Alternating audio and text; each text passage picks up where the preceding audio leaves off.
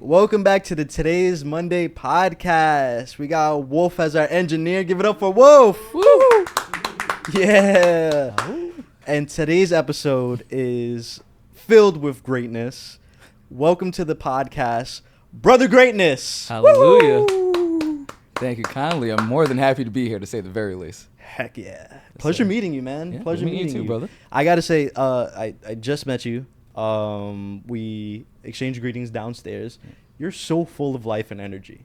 Well, thank you very much. Especially for someone that took a long drive to get down here. You drove down here, right? Yep. Okay. Just drove down from Albany. Wow. What inspires you to have like such great positive energy, especially so early in the morning? I mean, you kind of have to, right? Yeah. You have about three choices, I think, with how you spend your time, whether it's in your mornings, your evenings, what have you. You can be happy about whatever's going on.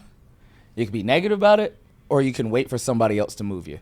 You can't really have a default. If you stick to the default setting and let everything else move you, you're probably going to be upset 9 times out of 10. I'd rather get up, pray to my Jesus, get my tea, get in the car, and let's do it.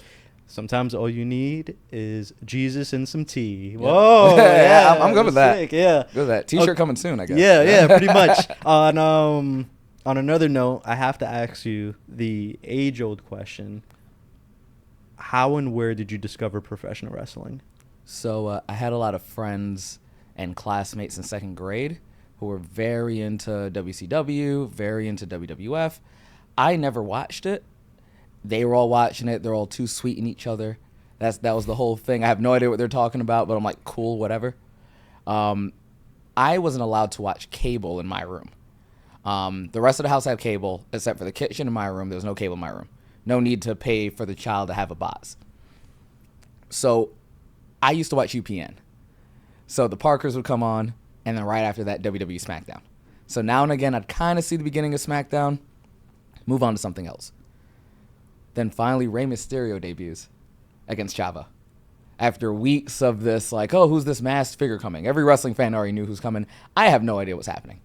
I see Rey versus Chavo, and something about that match made me say, I have to keep watching this.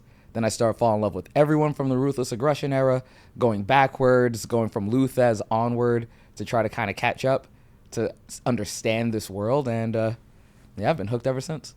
Heck yeah. How did you find your way back?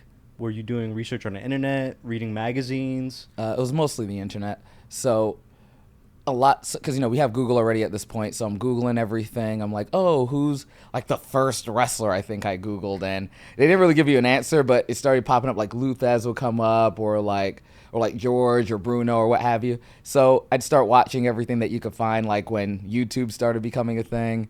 And then what was it, Daily Motion and whatever other videos you could just kind of find online.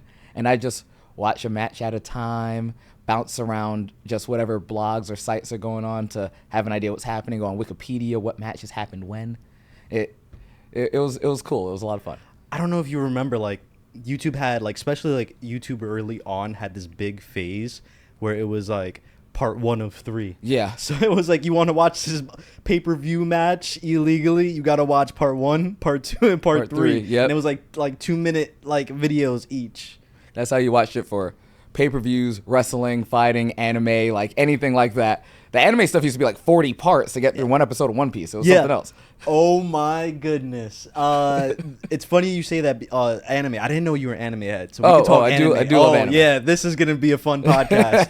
I remember discovering Death Note on YouTube and watching Death Note like in 3 parts by episode. So episode 1 will be part 1, part 2, part 3. Yep.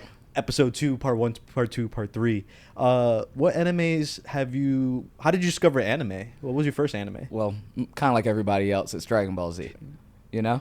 They got you into Dragon Ball Z, start diving into everything else. I started getting involved as being a true anime head kind of late, because I'd watch a little One Piece because it was there on Toonami, all the Toonami basics, the Gundam, the Sailor Moon, whatever. If it was there, I'm going to give it a go. When I got into college and I was about to graduate, AOT drops. And one of my buddies go, you have to watch AOT. I said, all right, I'll give it a go. Watch AOT, first episode, hooked. So now I'm doing AOT. I'm rewatching, like trying to catch up on One Piece, all caught up now as of a few years ago. Just doing it all, starting to do a little bit of Naruto, just any anime I could get my hands on. I'd give it about 2 episodes, see if it hooked me, and we're rolling. So Future Diary, Agame a Kill, all of that stuff. How far are you caught up in One Piece? Oh, no, I'm about 3 or 4 episodes back. Oh, I think that's about it. Yeah, no, I'm in, like, we're about to go Elbaf. with the Giants. Yeah, we're about to hang out. But you're not by chapter, right? No. Oh, yeah. No. Dude. I understand it's going to get kind of crazy. I think it's one of the craziest, I don't want to say since Wano, but it's been one of the craziest, like, arcs as far as reveals go. Like, they just, like, all right, we're going to take the cover off and just go crazy. Yeah, like, everything you need to get answered is answered in that arc. There's a lot of questions to answer. I mean, and a lot of it does get answered. Yeah. I'll believe you on this. Yeah. And I'll be, so good. Be calling you in a couple months just like, hey. Yeah. I still have questions. I'm kind of jealous that you get to experience it in anime form because I was reading it in the manga. Yeah. And I guess like we were at where were we at? We were at Egghead. Okay. We were at Egghead at the time, and I was reading in the manga, and I was like, "Oh, these guys don't know. they don't know." Yeah. Egghead was crazy. Egghead was crazy, but wait until Elbaf. I believe you. Okay, so you discovered Rey Mysterio, and then you did your research on the history of professional wrestling in the past. Yeah. Right.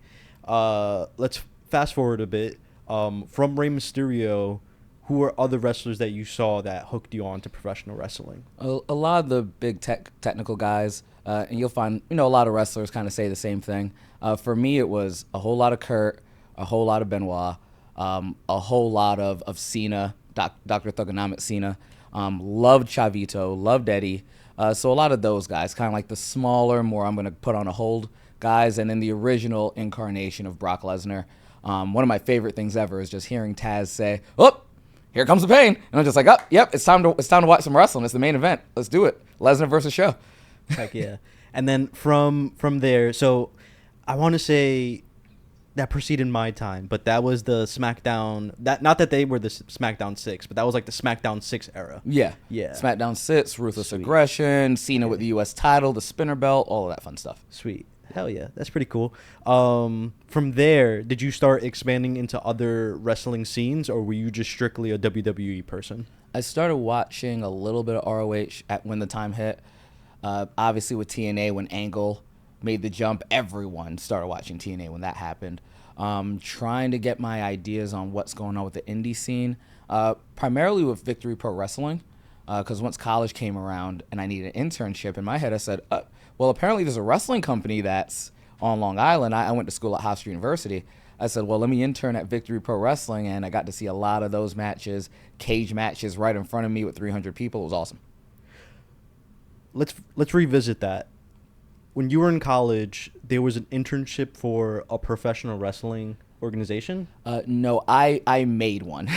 I tend to do that a lot. If I want something to exist, I tend to manifest it? Yeah, essentially. Like I'm going to go out of my way to make it. So my high school didn't have a wrestling team, so I made one. Found a coach, did the whole 9 yards. That I wanted to intern at a pro wrestling company. There were no internships, so I reached out and I said, I'd like to intern. They said, what can you do for us? And I gave them an itemized list of what I thought an internship would look like, and I made one. So I tend to do that a lot. That's interesting. What was on your list for the internship that you provided with them? Yeah, so the main thing was different business ideas. So like, how can we improve the marketing here? Because my degree was in marketing. So I thought, hey, we can add different pizzerias information on the turnbuckles. A lot of relatively basic ideas. Where can we put logos? What are we doing with the chairs? Why do they all just have a VPW sticker? Why can't they have some kind of cloth furnishing on them that says Gino's Pizza down the street? Why, like, I'm at Hofstra University. Is there any reason we can't get a show at the school? Like, actually in the university, how can we go about making that happen? So it was a lot of that. And honestly, even the manual labor, you just have another body, another pair of hands, absolutely free. All you have to do is sign a document saying I was there. Great. They're not going to say no to that. It's free at the end of the day. No. As long as I'm not a burden, there was no reason to say no. But I gave them a lot of reasons to say yes. Yeah. Were you like that as a kid as well? Yeah. I'm pretty matter of fact. If I want something, I try to give you a reason for it. If it's not that important, I'm probably going to let it go. Oftentimes, it's very easy to be able to tell what you want if you take the time to think about it. My mother always says the hardest thing is to know. So I always just try to know and then operate.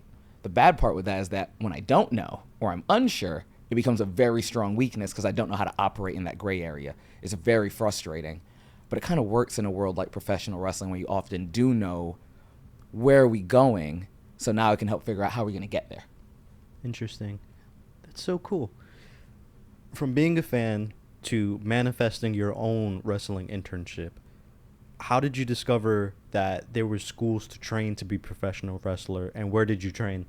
So I found out there were schools because of Gleason's gym in Brooklyn. So, Johnny Rod's school, World of Unpredictable Wrestling, gotta love it. Santi's from there. Ton of the guys who are killing it are from there. Masha, the whole group over there. So I went there in 2000, I want to say 2008 or 2009. Just found it online. It's the first school that pops up for almost everyone in New York City. You end up there first. It's consistent. Yeah, I feel like I have to have like Johnny Rods on the podcast at this point with everyone who came in so far. You probably say no. Old school. You will need to have a counter for how many times you hear the word "pa." Yeah. Like, as long as you have a counter going just on like in the left corner, just like, okay, pop, ding, ding, ding, yeah. Ding, ding. Super old school Puerto Rican. Oh, 110%. Yeah, Puerto Rican here. I could tell. Yeah, he's the man. Got you. Okay. Can you tell me a little bit more about meeting Johnny Rods and what was it like? How a lot of people told me like it was a $3,000 deposit to start training. How did you get that money? Where was the how did you work your way there? So I never got the money. I actually never got the money. I never trained there. I got there. I met with Johnny. He was a delight. He liked my name. He liked my last name. He was like, McElroy, we could do something with that pot. He loved it. He thought it was going to work out. We had a great conversation. He told me the price. I was about to start college. There was no way I was going to be able to pull $3,000. So it never actually ended up working out. And I actually ended up backyard wrestling for a while there prior to actually signing up for the Ludus Wrestling School with Joel Matsimo. Wow. Can you tell me a little bit more about the backyard wrestling? Oh, yeah, absolutely. It was crazy. People are falling off of roofs and fighting on cement. It was really wild and kind of similar to like a 2KW or what have you. A lot of people who were there are wrestling now. Like there's a nice solid list, and I look forward to the documentary. If anyone ever makes it, I look forward to that documentary because that's going to be hilarious. There's a lot of fun stories just with the yard alone.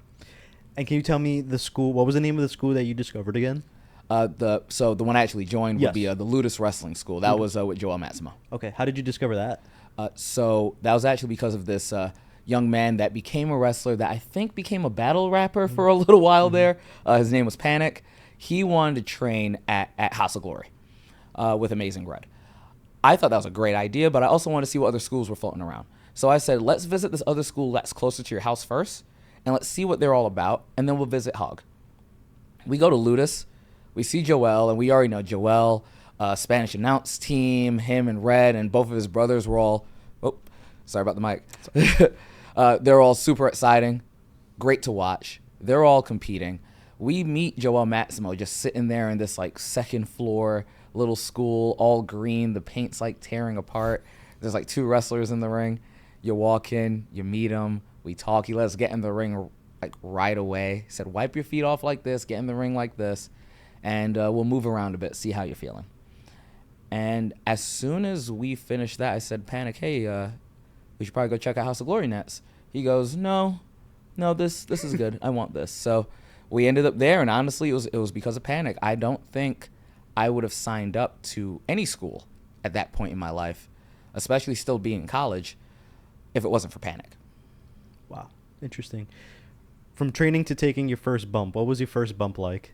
First bump was delightful, simply because my body was getting bounced off of cement and park mats for a couple of years there doing the backyarding. The rolls were easy because of amateur wrestling.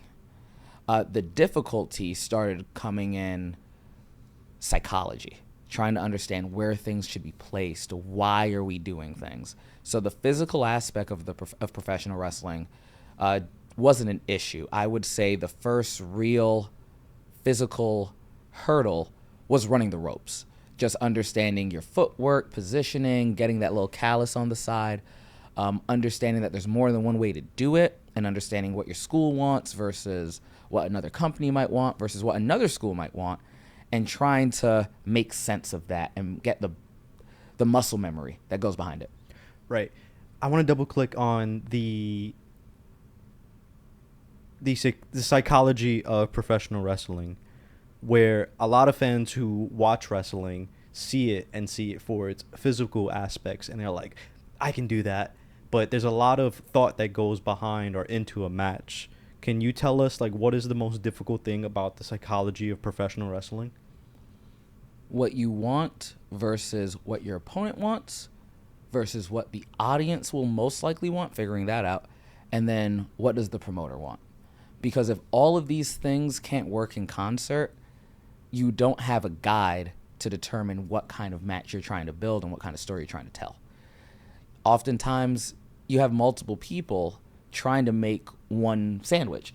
There's too many cooks in the kitchen, it feels like, with wrestling.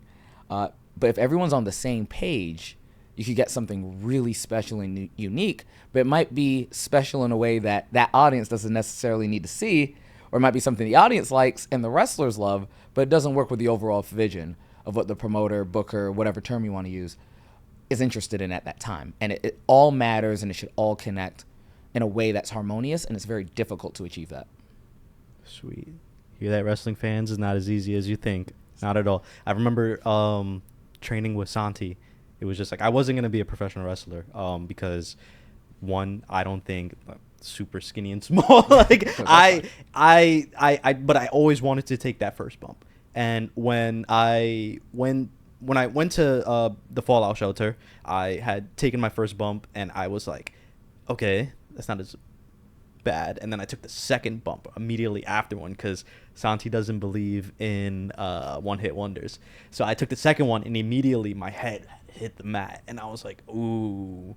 And I remember the next day walking away from that ring, and it just, everything hurts. I needed 3 leaves. Like, it was, but I part of me really enjoyed it. What after you went and you did your first class and you took training for a while, what pushed you to keep going in this beautiful, crazy world of professional wrestling?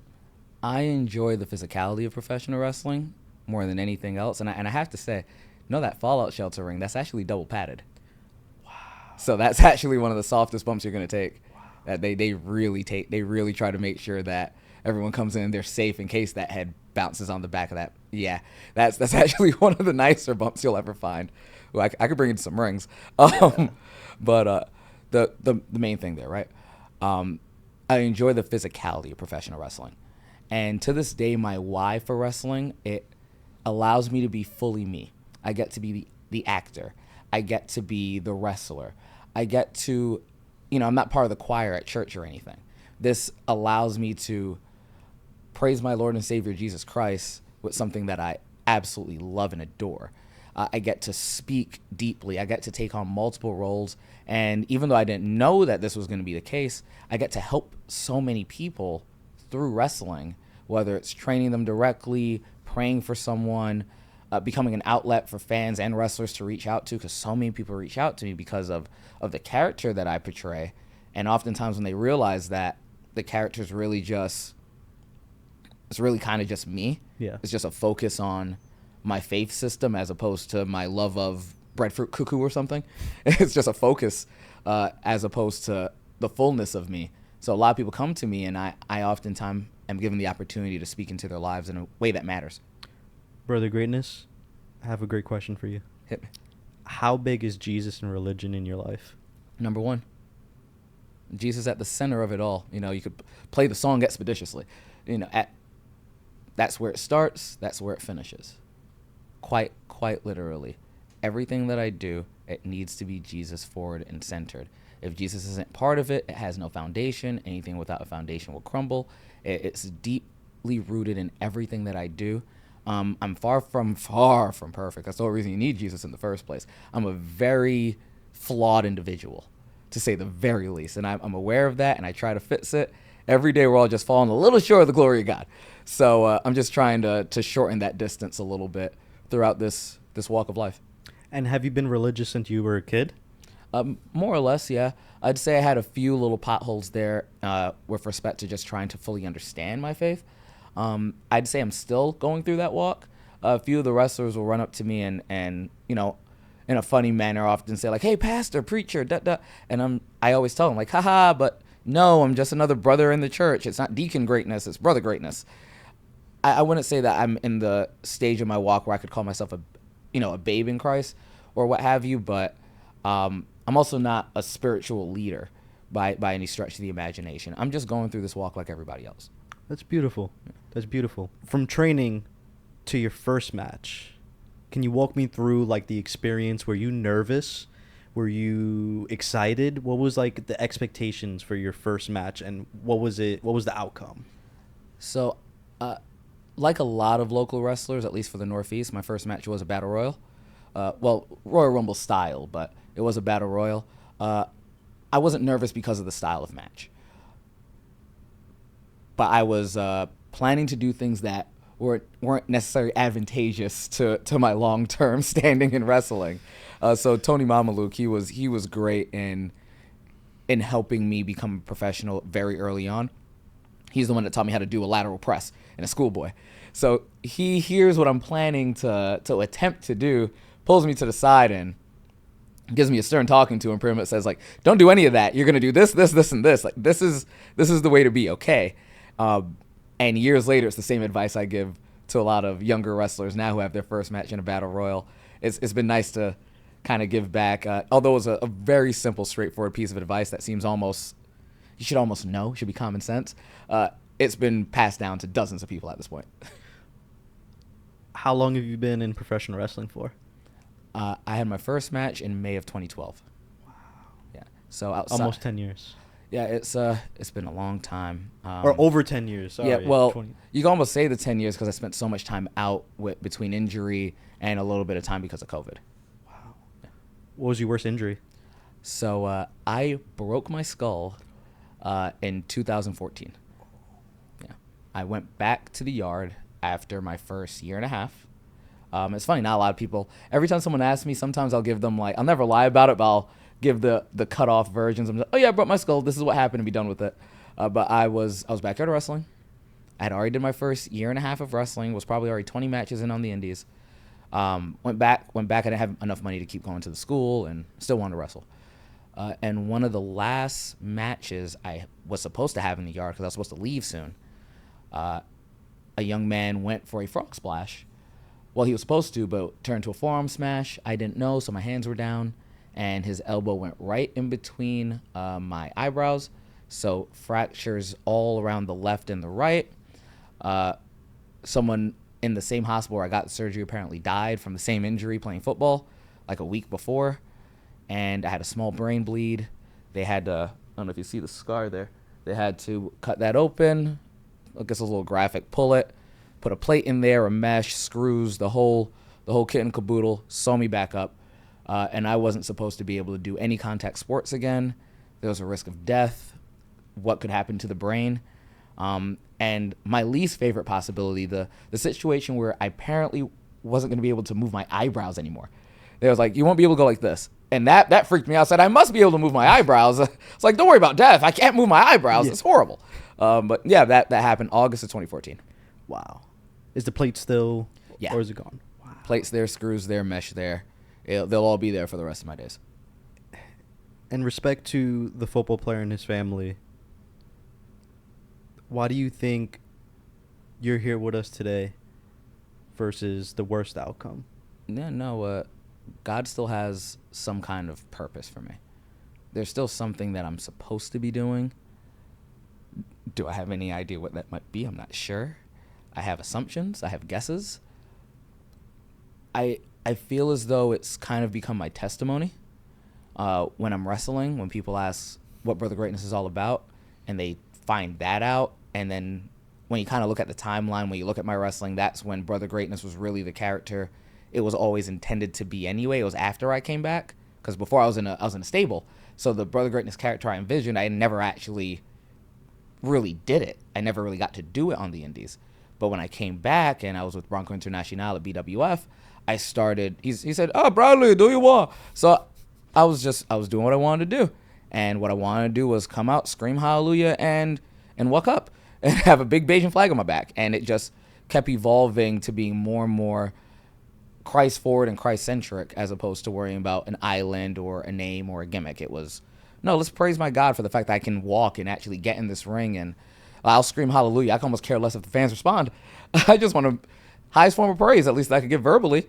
I'm gonna give praise that I'm in this ring because I shouldn't be. Right. Do you look at life differently? It definitely changes.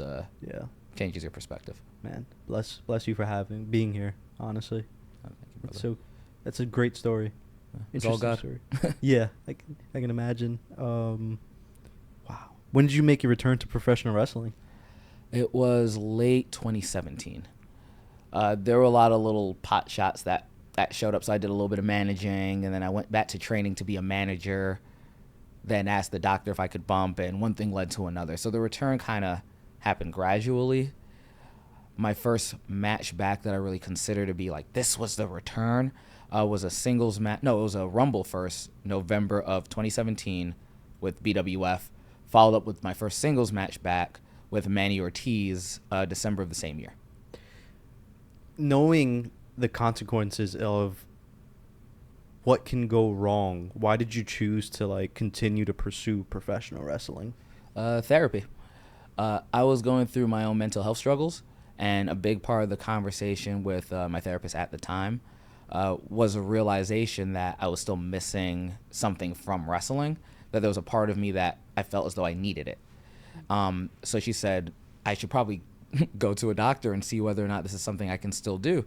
When I had my follow-up, the doc pretty much said the equivalent. He said it in a much more intellectual fashion, but he pretty much said the equivalent of, as long as you don't break your skull again, you'll be fine. He's like, you don't have any big symptoms. The headaches have gone away, because the headaches just stayed there for about a year. But he said, headaches are gone. You can move your eyebrows. You can do it. Just don't break your skull again. Yeah. All right. I'll not break my skull. Right.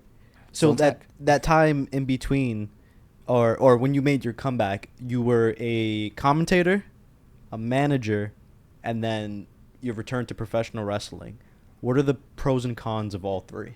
So in the beginning, I did 2 out of the 3. The commentary is actually a little bit more of a fresh opportunity, which has been a lot of fun. The wrestler is the star of the show, and you're going to act as though you're that protagonist or antagonist. The manager is auxiliary. Your job is to do anything you can to enhance what the star of the show is doing. You're the supporting cast. You're not Fletch Washington. You're the guy next to Fletch Washington wearing the hat, Dwayne. As the commentator, your job should be, well, it depends on which role in commentary you're doing, whether you're doing analytic work, color, or lead. But your job is essentially to give some level of insight to the individual who's watching. They don't want to just hear what's happening. They do want to hear that, especially if someone gets up to wash a dish or something. But they want to get they want to know something they might not have known before. If someone gets kicked in the ribs, but it's to the, you get kicked to the side as opposed to the gut, and your lead guy goes kick to the midsection, you as the analyst or the color guy should be explaining, if the foot landed in the ribs and the person has been doing sleeper holds and they've been doing these angled body slams, you can't breathe. Why aren't we talking about that? A lot of people have been hitting the ribs. A lot of people have had rib issues or surgery or what have you. They understand what that feels like. I want to show people what it feels like utilizing my words. What do you think the future for Brother Greatness looks like? That's a fantastic question. I sincerely believe one of two things is going to happen. I'm either going to stick around with Wrestling Open and beyond and really be a mainstay for those guys and be the person that you see right before you get a contract or before you open your own wrestling company or whatever your goal is. I think I get to see that person right before they do it. I think I get to meet all the stars and work with all the stars before they get to be stars. I think it's either going to be that or one of the major companies give me a call on some random Tuesday and says, hey, we need you to insert role here, because they saw some clip or heard something and decided that they want to give me a shot in a role that I might not even think about, whether it's refereeing, commentary, backstage interviewing, wrestling, tag team. I don't know. All I know is that I'm prepared for all of them because I've gotten a chance to do the vast majority of them, and for at least 3 of them on a high level. What would you want to do? Manage. If I had a choice, I would. Almost doesn't matter which one of the major companies. I'd work for one of the major companies about a year and a half from now, and I'd be a manager. That's what I would be. I'd probably be a different take on Stokely in many ways. Hard camera on you right now. Who would you want to manage and why? You could take some time to think about it. Any company? Any company in the world. You know what? Let's go Notorious Mimi. Sloane Jacobs. Yeah, let's go Sloane Jacobs. Why? Yeah, she's good friend. Good friend. I got to meet her very, very early on in Jersey. I feel like I understand her strengths and her very, very limited list of weaknesses. And she's someone I'd be excited to present to people.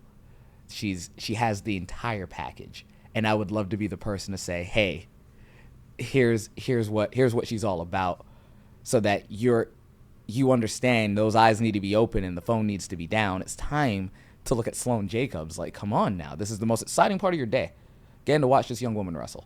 Yeah, that'd probably be she'd probably be pretty high on my list right now. That's so sick. Yeah.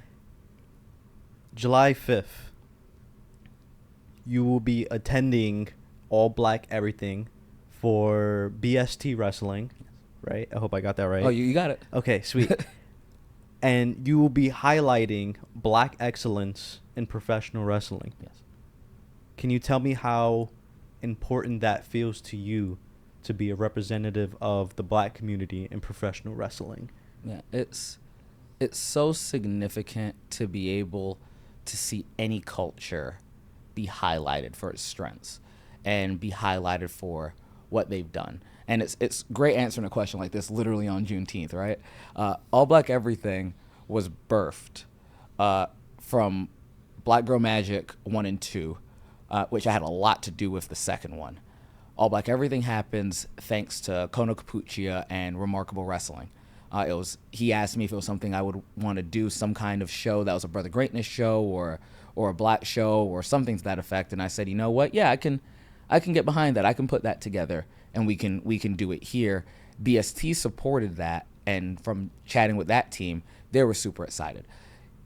Representation matters. Moreover, understanding the history of something that occurred matters. Furthermore, realizing how much talent sits in the black community with respect to professional wrestling, the same way it does for football and basketball and all these other sports. It almost feels like we're always a little bit behind in pro wrestling with African Americans, with black people, what have you. And I think it's so important for us to be able to say, hey, listen, we're here. There's a lot of us. We're extremely gifted and talented on every level of professional wrestling. You have to show that.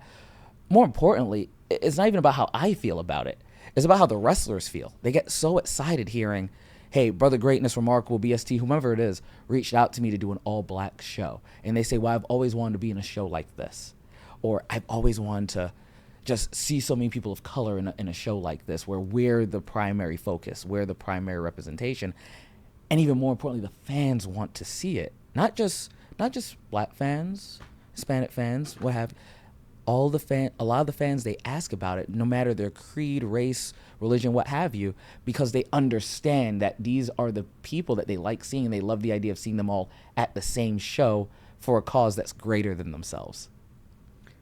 Heck yeah. Sweet. Can you tell me about, you said Black Magic 1 and 2? Yeah, Black Girl Magic 1 and 2. Black Girl Magic 1 and 2. Can you tell me about those two shows and then your involvement in Black Girl Magic 2? Yeah, definitely. We had a student at Technique to Training. That was the school I helped open up with Tom Frazier, Logan Black, and at the time MV Young. We had a student there named Tay. She really wanted to run her own show, and we're just all right. Enough. Everyone wants to do. Everyone wants to run shows. Everybody wants to move to Canada. Everybody wants to go to Japan. Everyone has dreams, and I'm just okay. Great. We'll try to help you achieve them. She wanted to do the Black Girl Magic show. She did the first one. It was very good, but there weren't a lot of fans there. Like Jazz wrestled, Willow Nightingale wrestled, Trisha Dora was there. It was an excellent show. There were like 20 fans. No one knew what was happening. People found out in post. So for the second one, myself, shout out to Stan Michael, and I don't know if she'd want me to shout her up. I'm going to. Shantice, she was extremely helpful, to say the very least. C was great for this. We all helped her get this going, and we kind of ended up taking the driver's seat a little bit to ensure that it was a success. So I was quite literally using the Black Girl Magic Instagram, reaching out to the wrestlers Tay wanted to talk to, and taking the screenshot, send her like, hey, here's what's going on. Here's this cost. Here's that. Here's how this works. And it was extremely successful. It was well sponsored, well attended. Battle Club was the backing for it, so it was a Battle Club event, and it was really exciting. It was really exciting. It was great, and to see that many black women on one show, I don't think I've ever witnessed such a thing. It was very cool. Where did your creativity come from? It's fun. I don't actually think I'm that creative, to be very honest with you. I tell a lot of my buddies that I organize information, and I just present it back.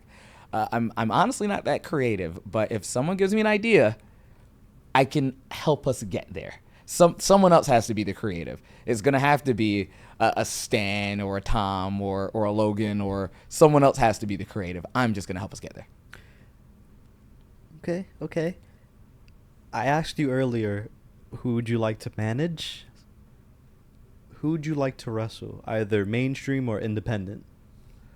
And they have to be current, yes? Let's say past as well. All if you had a dream wrestle, but like any direction you want to take it. Past would be Reverend Devon for the obvious reasons. Yeah. Good draw. The fans would love it. Devon's a legend. Done. I got my dream match already with Elijah Burke. So I got my hands on that already. So it's very hard to beat that. And he was everything I thought he'd be when I met him. He at this point he is the big homie at this point. I love some Burke. Out of everyone who's left, wow. Out of everyone that is left, man, I don't have that many dreams left, to be honest, in terms of I really wrestled the vast majority of the people that I'm really itching to get. You know what? Let's go Xavier Woods. Let's go Xavier. I mean, there could be a chance. It's no longer with WWE. Yeah, so there's a possibility. If you want to take that shot right now, Xavier or maybe Austin Creed. Yeah, Austin Creed. Let's see it. Let's see what consequences you have within that creed. We can work something out. All black everything #3. You heard it here It's first. a possibility. So you said something really interesting, right? I'm very goal driven, right? I still have a couple dreams that I haven't accomplished yet. And you had mentioned just now that you have kind of hit your dream as far as opponents go. You've had your dream matches. What motivates you to continue in professional wrestling? Yeah, it's less about achieving a goal at this point, and it's about the actual experience of doing it. I get to be the truest version of me. I get to be loud. I get to be crazy. I get to be intelligent. I get to collaborate with others. I get to cut these promos. I get to be me in a way that you cannot be in anything else. Even if you're doing a sport, you're not going to get to do the acting portion of it. If you're acting, you're not going to get the physical aspect of it. It's the only thing that gives me everything that I want in order to express myself fully. My wife asked me a few years ago, if money were no object, where would you wrestle? And my answer, I thought about it for like half an hour. My answer was wrestling open. I was just wrestling open. I was already there. Wrestling open's all I wanted. Good storyline. I'm right there with the fans. I get to be my truest self. It's professional. I feel good about it. I feel good about the quality of the work. It's weekly television, IWTV, every Thursday at 8. It's everything you can ask for, and I get to go back home to my wife. It's perfect. You are a rich man. In many ways, yeah. You are a rich man. With so few dreams left, would you say you are just living the dream right now? In terms of wrestling, I never really thought about it. In terms of wrestling, I kind of am. I got to do way more than I first intended to. I would only wrestle in New York, maybe New Jersey, lose a bunch of matches, make enough money to pay a light bill. And now it's at the point that I make as much money with wrestling as I choose to or don't choose to. I can get booked as often as I want to. I can work internationally. I got to do Barbados. I got to do DR. I've gotten to do TV with AEW. At this point, working SmackDown would be great, right? Being in MSG would be great. Catching a contract would be awesome. All of that stuff. But I'm so fulfilled and happy with where professional wrestling is for me. It doesn't mean I'm not going to still drive and try and find new little goalposts or what have you. But if it all stopped after my match in Barbados last year, if that was my last match ever, I would have been good. I would have shook hands with somebody and said, "Great, can I go do commentary now?" And I actually did I actually got stuck with it for a bit, and I still do it. But I'm so fulfilled. What did you do at AEW? So I had 2 matches. Myself, Alvin Alvarez, who's currently VPW, just lost the VPW Heavyweight Championship, and Evolve champion Aaron Rorick. All 3 of us, this is way before all that happened. First, we wrestled on AEW Dark against the Dark Order. Awesome contest. Had a lot of fun with that. And then I had a way less fun with the Death Riders, who at the time were the Blackpool Combat Club with Mott's and Claudio. And Wheeler, of course, love Wheeler. And we took a whooping. And then Bryan Danielson came out and called us a bunch of amateurs while we were all laid out on the ground. So wow. That's what I did my first few days at AEW. What an interesting life you had so far. It's been cool. Dude, that's so sick. That's so cool. That's right. It's so rare to see someone with your energy, your positivity, and it's been a pleasure meeting you, right? You said you dealt with mental health struggles. Yeah. You seem like someone who is a heavy believer in faith and in Jesus Christ. For someone who's watching who maybe just started in professional wrestling or maybe is not a wrestling fan but is lacking faith, do you have any words of advice or encouragement for them? Yeah, no, the biggest thing is it's not over. You're here, it gets better. The bad times feel bad. They pass. The good times feel great. They pass. Everything works within a wave. You have to have some level of faith that things are going to get better. If you act accordingly, if you put the right building blocks together, if you're a person that doesn't necessarily have, I'll speak in a secular sense, right? Logically, nothing is always terrible. Logically, nothing's always great. If I can speak to someone who's more of a faith base, then it's very easy for me to be able to say, you can go to God with your worries and your troubles because God's going to hold it, because Jesus is going to take care of it. He's going to hold your struggles. There'll only be one set of footprints in the sand. Pray, think, respond. And respond's different than react. React, something happens, you just do something. Respond, something happens, you consider the possibilities, and then you act accordingly. That changes so much for an individual's life. Brother Greatness, it's been a pleasure to meet you and spend this time with you on Juneteenth. Wolf, it's always a pleasure to be in the same room as you. Anytime you want to come back, that sofa is yours. Where can the people find you? Jump on Instagram, Brothergreatnessamen. Bgreatness, I believe it's Bgreatnessamen. Facebook, Brother Greatness, it's all there. I'll even give you the email, brothergreatness@gmail.com. It's super easy. And if you want to see me do anything, wrestle, commentate, which I do a lot of, manage, Wrestling Open every Thursday, IWTV, 7:45 p.m. is the unofficial start, 8 p.m. is the start. I am there almost every single week. You heard it here. Thank you so much. Thank you. Brother Greatness. God bless.